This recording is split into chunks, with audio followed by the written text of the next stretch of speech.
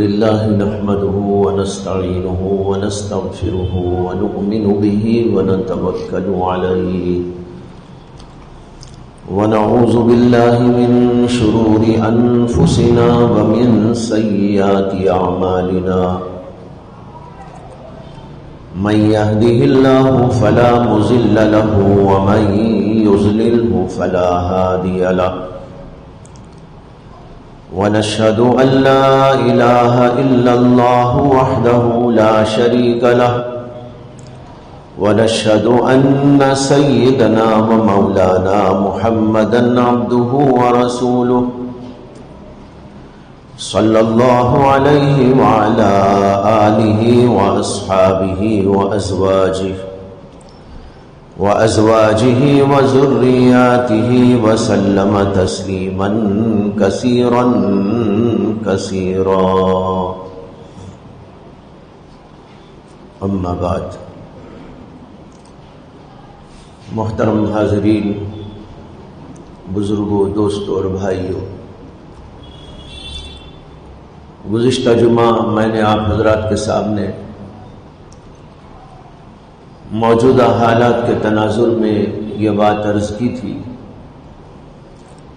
کہ اس وقت کفر اور شرک کو غلبہ دینے کی بڑی کوششیں اور اسلام کی توحید کو زد پہنچانے کی بڑی سازشیں تیز رفتاری کے ساتھ اور بڑی توانائی کے ساتھ میں کی جا رہی ہے. ان حالات میں ہمارے لیے بہت ضروری اور بہت اہم ہے کہ ہم مکمل اسلام ہی کو اور بالخصوص توحید کے پیغام کو زیادہ سے زیادہ سنیں اور زیادہ سے زیادہ مضبوطی کے ساتھ اپنے دلوں کے اندر اس کے حقائق کو جمائیں اور پھر لوگوں کے سامنے بھی اس بات کو بڑی شدت اور پوری توانائی اور پورے عزم و حوصلے کے ساتھ میں پیش کرنے کی کوشش کریں. قرآن پاک میں آپ غور کریں تو اندازہ ہوگا کہ قرآن پاک کا 1/3 حصہ اللہ کی توحید پر مشتمل ہے. یعنی اگر قرآن کریم کے 3 حصے کر دیے جائیں، برابر 3 حصے، تو ان میں سے ایک حصہ آپ کو ایسا ملے گا جس کے اندر اللہ نے اپنی توحید کا ذکر کیا ہے. اللہ ایک ہے، اس کی یہ صفات ہے، اور پھر وہ اللہ اپنی ذات میں بھی ایک ہے، اپنی صفات میں بھی ایک ہے، اپنے افعال میں بھی ایک و تنہا ہے. اور اللہ کی ذات جس طریقے پر ربوبیت کے اعتبار سے واحد اور تنہا ہے، اسی طریقے پر الوہیت کے اعتبار سے بھی وہ واحد و تنہا ہے. توحید کی 2 قسمیں علماء نے بتائی ہیں. ایک کا نام ہے توحید ربوبیت اور ایک کا نام ہے توحید الوہیت. بہت سارے لوگوں کو یہ نام بڑے بھاری بھرکم لگ رہے ہوں گے، لیکن آپ اس سے بھی بڑے بھاری بھرکم الفاظ انگریزی کے استعمال کرتے ہیں. اس وقت آپ یہ نہیں سوچتے کہ بھئی اتنا بھاری لفظ میں کہاں استعمال کروں. آپ کوشش کرتے ہیں کہ یہ لفظ میری زبان پہ چڑھ جائے، اس لیے کہ لوگوں کے سامنے میں بات کرتے ہوئے یہ لفظ استعمال کروں گا تو مجھے بڑی عزت ملے گی کہ میں بھی بہت انگریزی جانتا ہوں، میں بھی بہت پڑھا ہوا لکھا ہوا آدمی ہوں، میں بھی کچھ گریجویٹ قسم کا ہوں، اگرچہ نہ ہوں، اگرچہ حقیقت میں نہ ہو، لیکن لوگ سمجھتے ہیں کہ لفظ استعمال کروں گا تو یہ بھاری بھرکم لفظ کے استعمال کرنے سے میری کچھ ویلیو بڑھ جائے گی، عزت بڑھ جائے گی. لیکن کبھی ہم یہ نہیں سوچتے کہ ہم دین کے الفاظ، شریعت کے الفاظ اور پھر عربی زبان کے الفاظ اگرچہ کچھ بھاری بھرکم لگ رہے ہو، لیکن ذرا سی کوشش کے بعد وہ ہماری زبانوں پہ چڑھ سکتے، ہم بھی ان کو بول سکتے، اور جب کیا وہ بولیں گے تو کیا آپ کی عزت نہیں بڑھے گی؟ ایک آدمی فصیح اور بلیغ زبان کے اندر تقریر کرتا ہو، فصیح اور بلیغ زبان کے اندر اردو بولتا ہو، تو اس کی بھی عزت بڑھتی ہے۔ چاہے آپ انگریزی بولیں، چاہے آپ اردو بولیں یا اور کوئی زبان بولیں، ہر زبان اپنی جگہ پر ایک حیثیت رکھتی ہے۔ چاہے آپ انگریزی کو لے لیں یا اردو کو لے لیں یا عربی کو لے لیں یا اور کوئی زبان کو لے لیں، ہر زبان اللہ کی بنائی ہوئی زبان، لیکن خاص طور پر عربی زبان یہ ہماری دینی زبان ہے، قرآن کی زبان ہے اور اللہ کے فرشتوں کی زبان ہے، نبی اکرم صلی اللہ علیہ وسلم کی زبان ہے۔ ہمارے دین کے مآخذ اسی زبان کے اندر موجود ہے، لہذا اس کو ایک برتری حاصل ہونے کی وجہ سے ہم سب کو چاہیے کہ ہم بھی کچھ عربی کے الفاظ بولا کریں، لیکن کوشش تھوڑی سی کرنی پڑے گی۔ اگر کہ آپ یہ سمجھتے ہیں کہ بڑے بھاری بھرکم الفاظ ہیں، آپ کوشش کیجئے کہ بھاری بھرکم الفاظ ہماری زبان پہ چل جائے۔ میں نے دو لفظ بولے تھے، ایک توحید الوہیت اور ایک توحید ربوبیت۔ ربوبیت یہ لفظ رب کا ہے، لفظ رب سے بنا ہوا ہے۔ لفظ رب تو ہماری زبان میں استعمال ہوتا ہے، رب کائنات، ہمارا اور آپ کا رب، ہم تو اردو میں بھی بولتے ہیں۔ اسی لفظ رب سے ربوبیت بن گیا، اور رب کے معنی آتے ہیں پالنے والا، بنانے والا اور تربیت کرنے والا، ہر چیز کو فراہم کرنے والا، بنانے والا، یہ معنی آتے ہیں رب۔ اسی سے ربوبیت کے معنی ہو گئے پالنا، پوسنا، بڑھانا، چڑھانا، کھلانا، پلانا، چیزوں کو ایجاد میں لانا، ان کی ضروریات کی تکمیل کرنا، یہ معنی ہے ربوبیت۔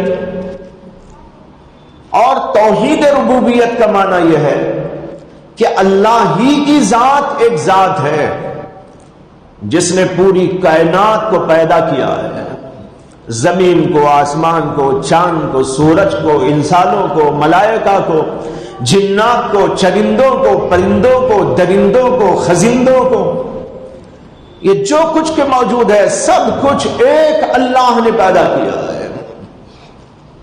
اس کا نام ہے توحید ربوبیت۔ کھانا کون دیتا ہے؟ ایک اللہ۔ زمین و آسمان کس نے بنائے؟ ایک اللہ۔ پانی کون برساتا ہے؟ وہی ایک خالق و مالک۔ یہ پوری کائنات چلاتا کون ہے؟ سورج کو نکالنا اور پھر اس پہ ڈبونا، چاند کو بر وقت نکالنا، پھر اس کو غروب کر دینا، ستاروں کو نکالنا، ان کو بنانا، ان کا اظہار کرنا، یہ سب کچھ روز کون کرتا جا رہا ہے؟ وہی ایک اللہ ہے جو سب کچھ کر رہا ہے۔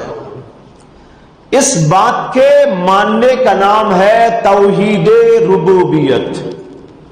سمجھ میں آیا کہ نہیں آیا؟ تقریر نہیں کر رہا ہوں، درس دے رہا ہوں، سبق پڑھا رہا ہوں تاکہ سب کو سمجھ میں آ جائے۔ کبھی ایسا ہوتا ہے کہ تقریر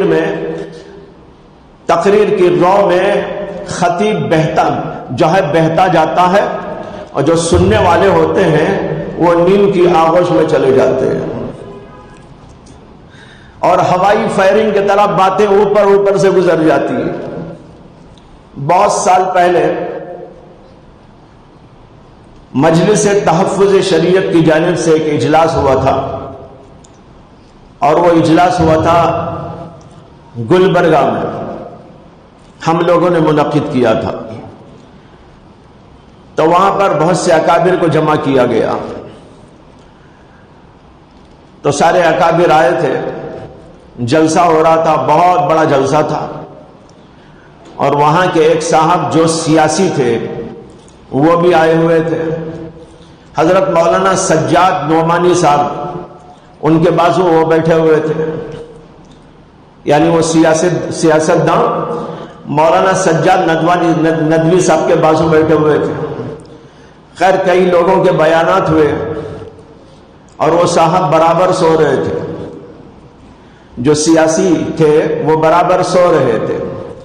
اس کے بعد نمبر آیا حضرت مولانا سجاد نعمانی صاحب کے بیان کرنے کا، تو انہوں نے اپنا بیان شروع کیا، تب بھی وہ سو رہے تھے۔ تو انہوں نے لوگوں سے کہا کہ بھئی آپ لوگ غور سے سننا، کہیں ایسا نہ ہو کہ میرے بازو بیٹھے ہوئے صاحب جس طریقے پر کہ میری باتیں ان کے سر کے اوپر سے گزر رہی ہیں، آپ کے سر سے اوپر سے گزر جائے۔ تو ایسا بھی ہوتا ہے کہ خطیب بیان کرتا رہتا ہے، باتیں اوپر سے چلی جاتی ہیں، کان میں گھستی ہی نہیں۔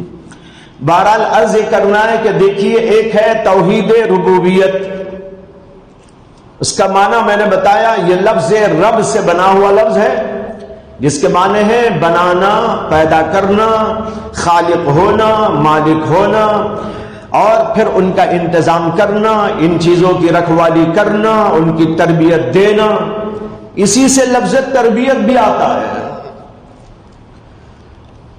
تو توحید ربوبیت کا معنی ہوا اس پوری کائنات کو اور اس کے اوپر اور نیچے کی تمام چیزوں کو اور اس کے درمیان کی تمام چیزوں کو، سب کچھ اللہ نے پیدا کیا ہے، اور اللہ ہی ان کی رکھوالی کرتا ہے، اللہ ہی ان کو چلاتا ہے، اللہ ہی ان کے بارے میں سب کچھ کرتا ہے، ان کی تدبیر، ان کا انتظام اللہ ہی کے اختیار میں ہے، قدرت میں ہے، طاقت میں ہے، اس کے علاوہ کوئی اور نہیں جو زمین بنانے میں، آسمان بنانے میں، چاند و سورج کے بنانے میں، کسی اور چیز کے بنانے میں اللہ کے ساتھ شریک ہو گیا، کوئی ایسا نہیں۔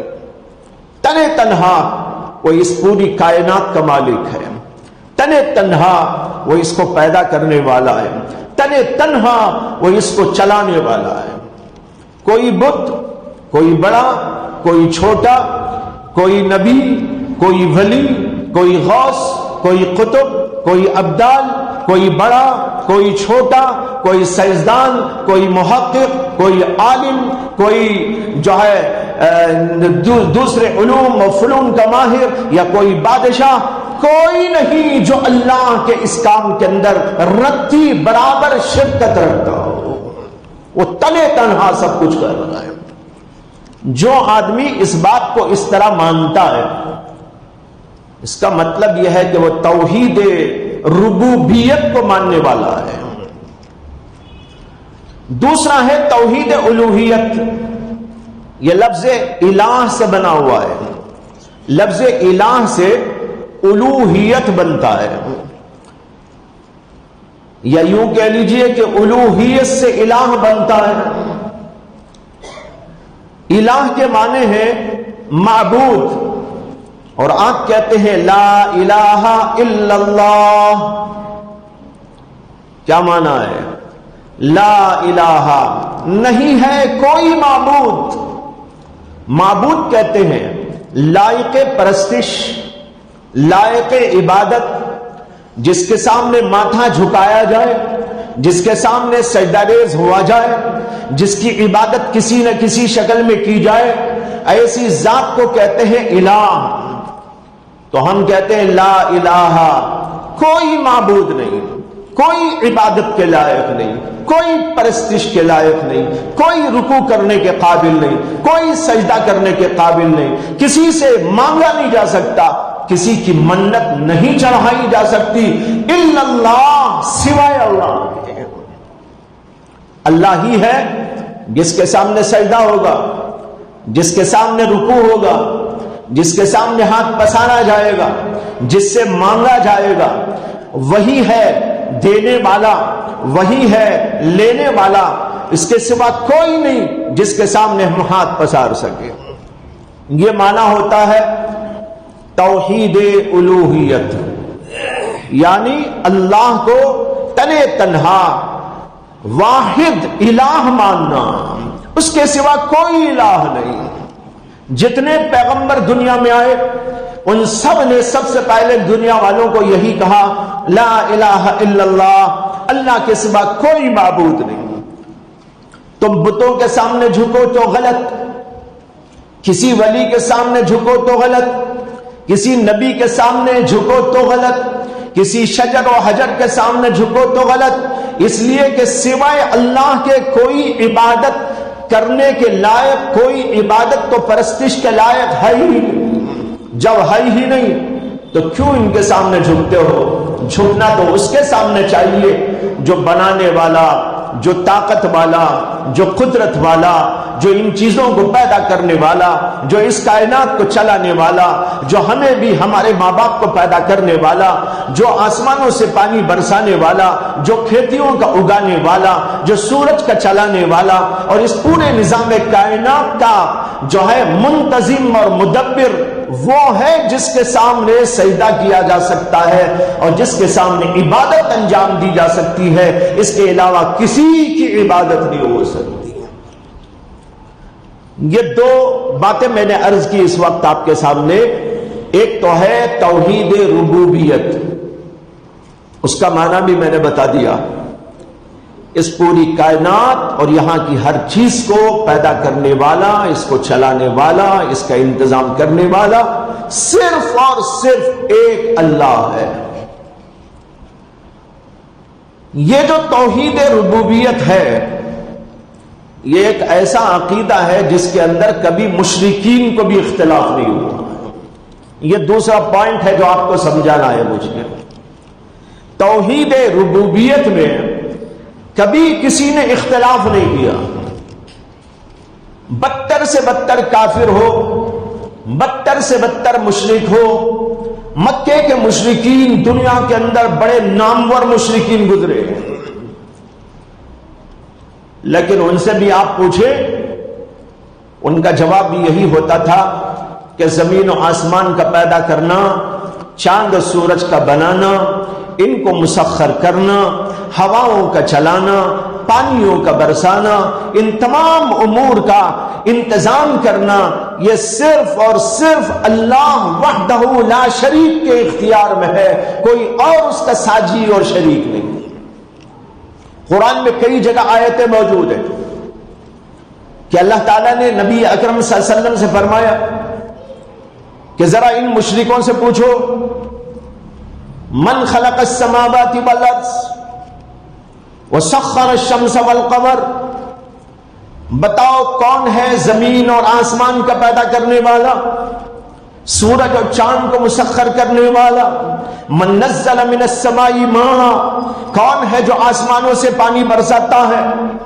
اللہ کہتے ہیں لَيَقُولُنَّ اللَّهُ، یہ مشرکین بتوں کے پجاری اس کے جواب میں آپ کو کہیں گے اور ضرور کہیں گے اللہ نے پیدا کیا ہے۔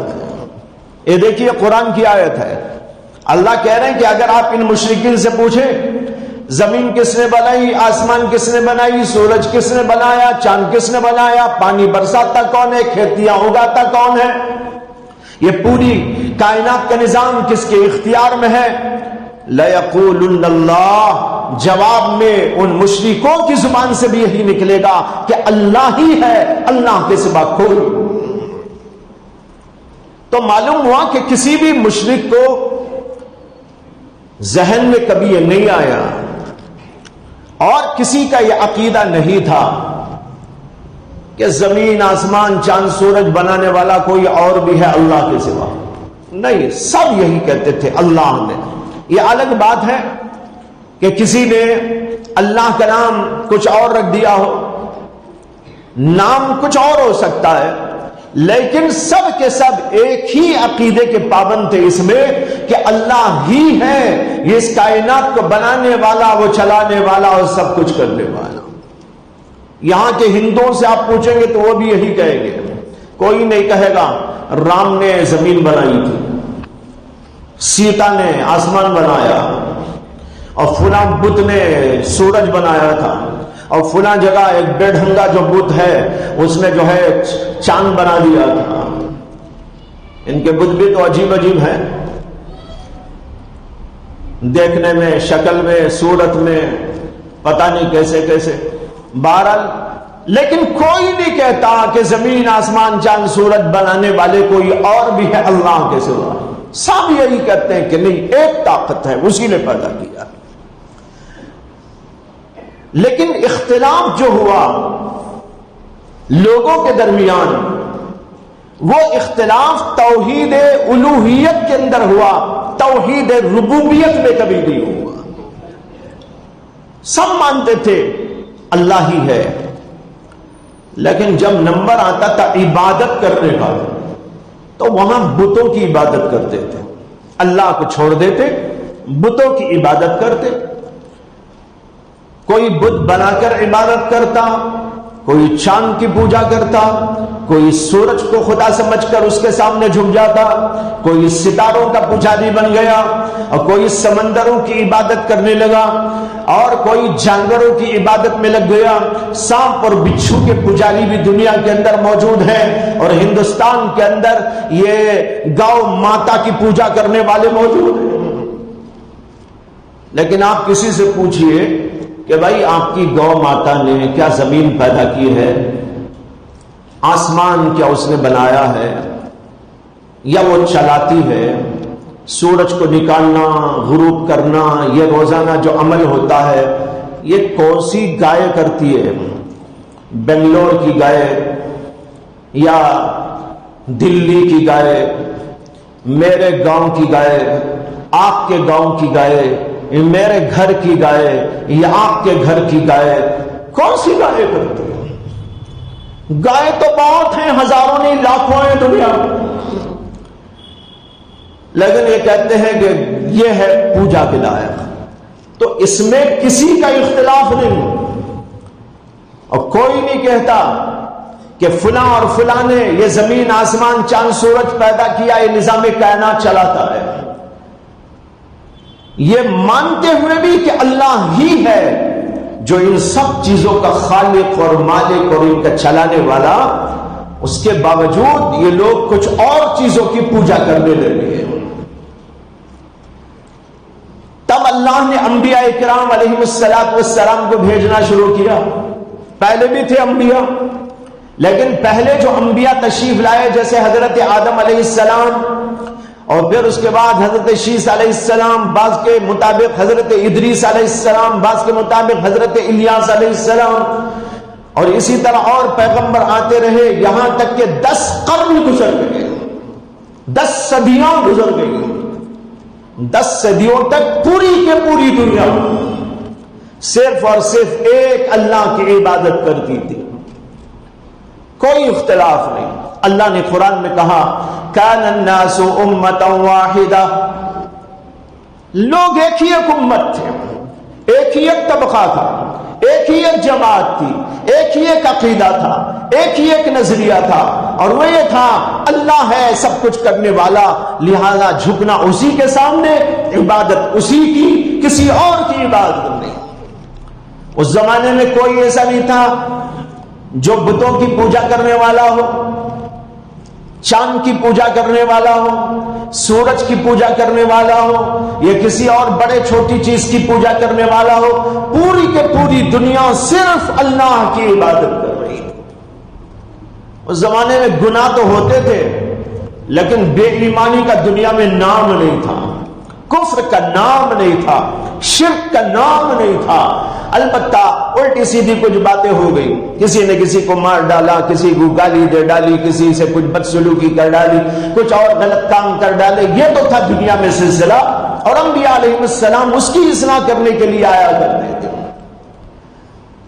لیکن چلتے چلتے پھر ایک دور آیا، حضرت سیدنا نوح علیہ السلام سے ذرا پہلے، وہاں پر لوگوں نے اپنے اپنے زمانے کے جو اہل اللہ تھے اور تقوی والے، طہارت والے، جو ایسے بڑے بڑے لوگ ہوتے تھے، ایسے لوگ جب انتقال کرتے تھے تو ان کا بت بنا دیتے تھے لوگ، ان کا بت بنا کر مسجدوں میں لا کر رکھ دیتے تھے، یعنی عبادت گاہوں میں۔ اس لیے لا کے رکھتے تھے کہ بھئی یہ بڑے اللہ والے گزرے ہیں اور ان اللہ والوں کے چہرے کو دیکھنے سے ہمیں اللہ یاد آئے گا۔ اب وہ تو ہے نہیں، انتقال کر گئے۔ جب تک وہ تھے دنیا میں ہم ان کی صحبت میں بیٹھتے تھے، ان کی زیارت کرنے جاتے تھے، ان کی ملاقات کیا کرتے تھے اور ان سے باتیں سنا کرتے تھے۔ اب وہ تو دنیا میں موجود نہیں ہے، چلو ان کا ایک بت بنا دو اور اس کو رکھ دو تاکہ لوگ اس کو دیکھ کر ان کے دل میں خدا کا خوف آئے، اللہ کا عشق آئے، اللہ کی یاد آئے، اللہ تعالیٰ سے تعلق پیدا ہو جائے۔ اس کے لیے بت لا کے رکھ دیے۔ اب چند سال جو ایسے گزرے تو پہلے تو لوگ ان کی عبادت نہیں کرتے تھے، بتوں کی عبادت تو اللہ ہی کی کرتے تھے، صرف ان کی زیارت کر لیتے تھے، اور زیارت کا مقصد ہوتا تھا اللہ کی یاد تازہ ہو جائے، اللہ کی محبت دل میں پیدا ہو جائے، اللہ تعالیٰ کا خوف پیدا ہو جائے۔ جیسی زندگی انہوں نے گزاری ایسی زندگی ہماری بھی بنتی چلی جائے، اس لیے ان کی زیارت کرتے اور عبادت کر کے اللہ کی چلے جاتے۔ چلتے چلتے ایسا ہوا کہ بعد میں آنے والی نسلوں نے انہی کو خدا سمجھ کر انہی کی عبادت کرنی شروع کر ڈالی۔ جو اولیاء اللہ تھے ان کے بت بنا کے رکھے گئے تھے، ان کو خدا سمجھ کر انہی کی عبادت شروع کر دی گئی۔ جب یہ سلسلہ شروع ہوا، اللہ نے اس کی اصلاح کے لیے سب سے پہلے پیغمبر حضرت سیدنا نوح علیہ السلام کو دنیا میں بھیجا کہ جاؤ ان کو سمجھاؤ یہ کفر ہے، یہ شرک ہے، تنے تنہا خدا پیدا کرنے والا پوری کائنات کو، اور تم عبادت کرتے ہو ان لوگوں۔ حضرت نوح علیہ السلام پر قرآن میں ایک مستقل سورت موجود ہے، سورت نوح۔ اس کے اندر اللہ نے ان لوگوں کا ذکر کیا ہے جن کی عبادت اور پوجا ان لوگوں نے شروع کر ڈالی تھی۔ یغوث، سواع اور اس طرح کے اور نام، 5 نام اللہ نے ذکر کیے۔ علماء لکھتے ہیں کہ یہ جو تھے یہ سب کے سب اپنے زمانے کے اولیاء اللہ تھے، بڑے بڑے لوگ تھے۔ ان کے انتقال کے بعد ان کا بت بنا کے رکھ دیا گیا، اور چند سالوں کے بعد لوگوں نے انہی کو خدا سمجھ کر عبادت شروع کر ڈالی، یہاں تک کہ نوح علیہ السلام کو دنیا میں بھیجا گیا اصلاح کی خاطر۔ یہاں سے شروع ہوا ہے بتوں کا سلسلہ۔ اب یہ سلسلہ شروع ہو کر چلتے چلتے چلتے پوری دنیا میں پھیل گیا، ہندوستان کے اندر بھی پھیل گیا، بہت پہلے سے یہاں بھی بتوں کا رواج۔ اب یہ جن لوگوں کی پوجا اور جن لوگوں کی عبادت کرتے ہیں، ہم نہیں کہہ سکتے کہ کون لوگ تھے، تاریخی اعتبار سے اس کی کیا حیثیت، اس لیے کہ اس زمانے کی تاریخی منضبط نہیں، اس زمانے کی تاریخیں لکھی ہوئی نہیں، اس زمانے میں جو گزرے حالات اور واقعات اس کو مرتب کرنے والے نہیں، لہذا ہم کہہ نہیں سکتے کہ کون لوگ، یہ رام کون اور اس طرح کے جو نام لیے جاتے ہیں یہ کون۔ لیکن ممکن ہے، دیکھیے میں کیا لفظ بول رہا ہوں، ممکن ہے، احتمال ہے وہ بھی اسی طرح کے کچھ نیک بندے اس زمانے کے ہوں اور لوگوں نے ان کا بت بنا کر اسی طرح عبادت شروع کر دی ہو، بعد میں چل کر انہی کو لوگوں نے خدائی کا درجہ دے دیا ہو۔ جیسے کتابیں تحریف کر ڈالی گئی اور ان کے اندر عدل بدل کر دیا گیا، بہت ساری کتابیں جو اللہ کی طرف سے نازل ہوئی تھی ان کو چینج کر کے رکھ دیا گیا۔ اسی طریقے پر عقیدوں کے اندر بھی چینجز لائے گئے، یہودیوں کے اندر چینجز آئے، اسی طریقے پر یہی جو ہے عیسائیوں کے اندر چینجز آئے، حالانکہ یہود بات کے ہیں، یہاں کے لوگ تو اس سے بھی پہلے کے،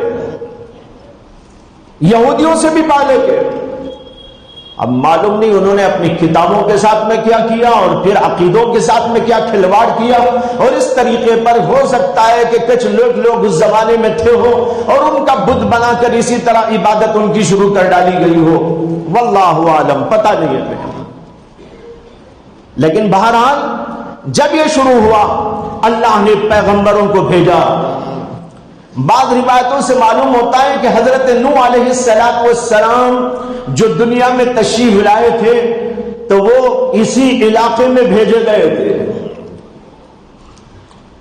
اور ان کے اوپر جو کتابیں نازل ہوئی بعض علماء نے لکھا ہے کہ ہو سکتا ہے وہ یہی ویداس ہو۔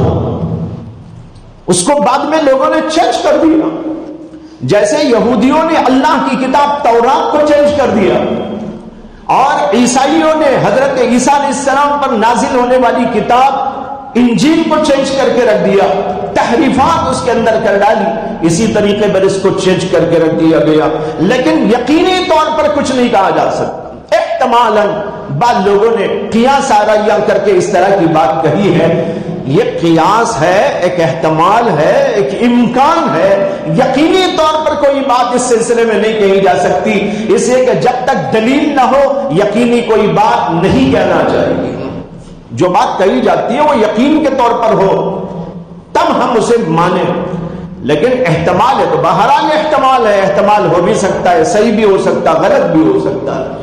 بہرحال یہ بتانا چاہتا ہوں اس طریقے پر دنیا کے اندر ایک زمانے تک صرف ایک اللہ کی عبادت ہوتی رہی، اس سے کہ اس زمانے کے لوگ توحید ربوبیت کے قائل اور اسی کے ساتھ توحید الوہیت کے قائل تھے، اس لیے کہ اللہ نے یہ کہا ہے کہ جب خدا میں ہی ہوں، پالنے والا میں ہی ہوں، بنانے والا میں ہی ہوں، کائنات کو چلانے والا میں ہی ہوں، تم کو تمہارے ماں باپ کو پیدا کرنے والا میں ہی ہوں، تو خدا بھی میں ہی ہوں، عبادت کے لائق بھی میں ہی ہوں۔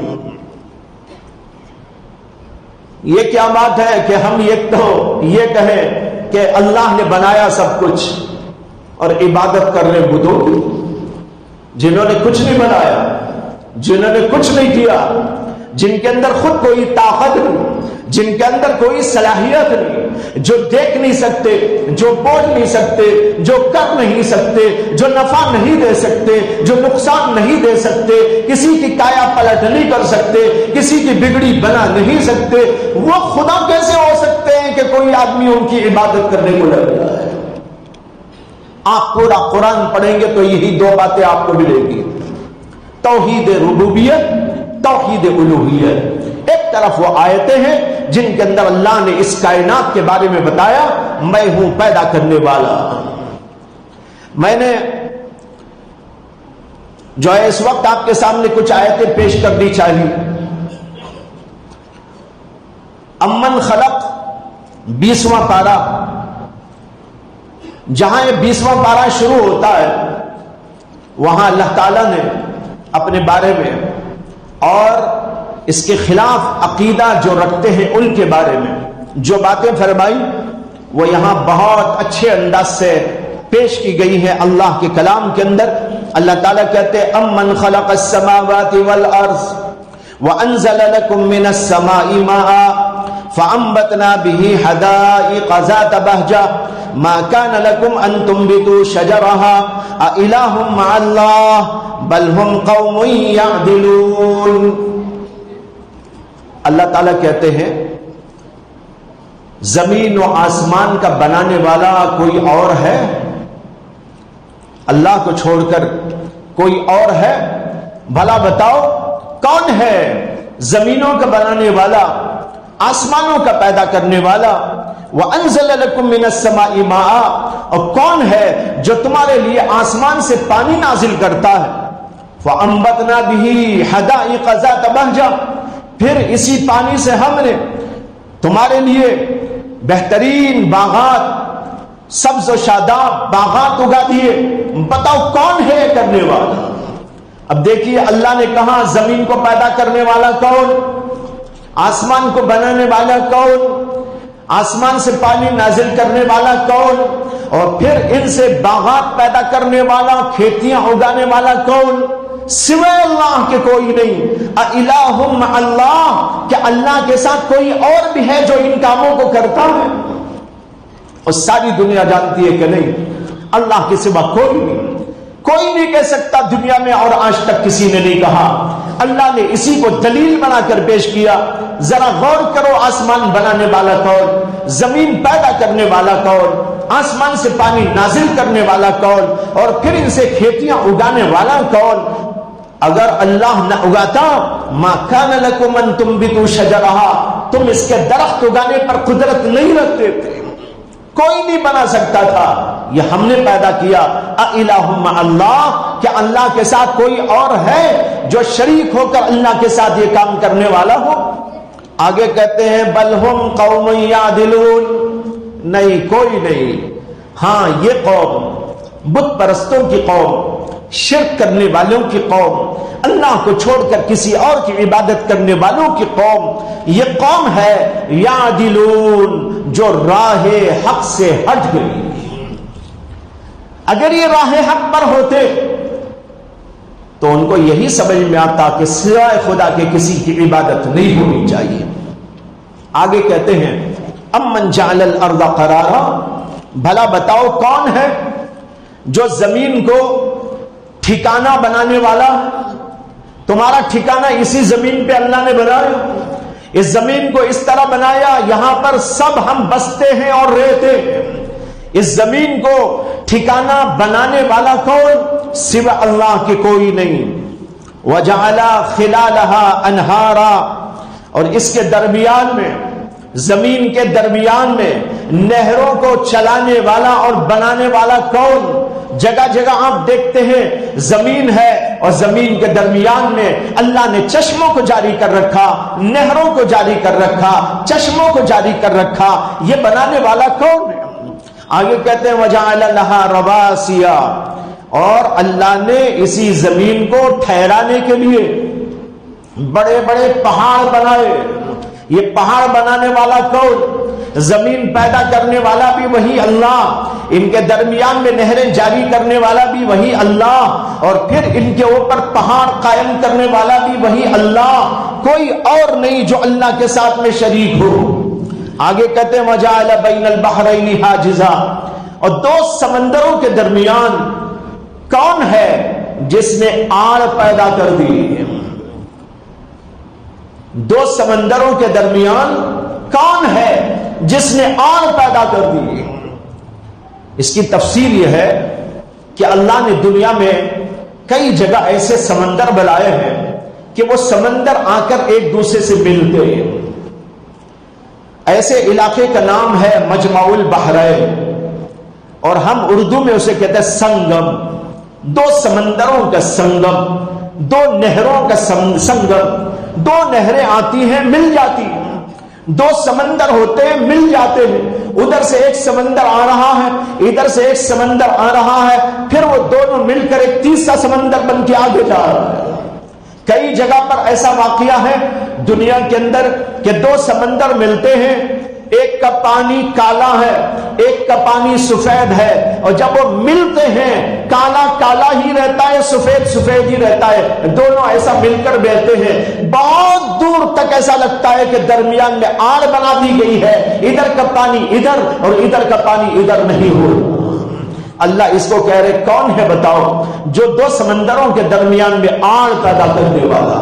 سوائے اللہ کے کوئی نہیں۔ یہ پوری طاقتیں، یہ پوری قدرتیں اور ان کے اندر کی حکمتیں یہ صرف اللہ ہی کے اختیار میں، قبضے میں، طاقت میں، قدرت میں ہے، کوئی اور خدا نہیں ہے جو ان چیزوں کو پیدا کرنے والا اور بنانے والا ہو۔ جب کوئی اور نہیں ہے تو تمہیں صرف اللہ ہی کی پوجا کرنا ہے، اللہ ہی کی عبادت کرنا ہے، کوئی اور خدا نہیں ہے، کوئی اور معبود نہیں ہے۔ معبود کے معنی عبادت کے لائے، اسی لیے جگہ جگہ یہاں پر کہا گیا اِلَٰهٌ مَّعَ اللَّهِ، کیا اللہ کے ساتھ بھی کسی اور کی پوجا ہوگی؟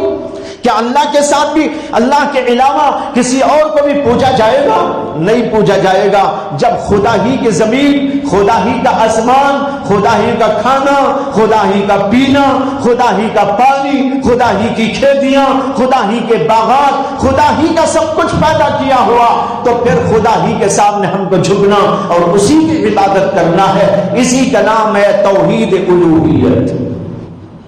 یہ مضمون پورا تو نہیں ہوا، آیات اور بھی باقی ہیں، ان آیتوں کو میں پھر آگے پیش کرنے کی کوشش کروں گا۔ اللہ کرے کہ ہم سب کو یہ مضامین یاد ہوں اور دل و دماغ کے اندر سما جائے۔ وآخر دعوانا ان الحمد للہ رب العالمین۔